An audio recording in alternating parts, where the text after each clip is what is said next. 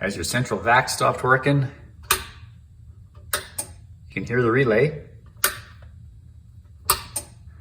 Nothing's coming on. This is an air vac. Undo the clips. Check this.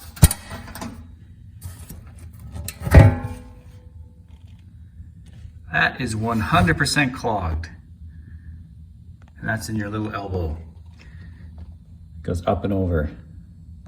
So in this case, we'll take it apart and clean it out, and we'll see if the motor is still alive. It might have burned out the motor because nothing's getting through there, or if this will revive it.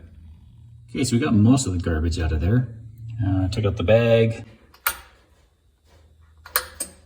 That still happens. So, your big rubber mallet is your friend.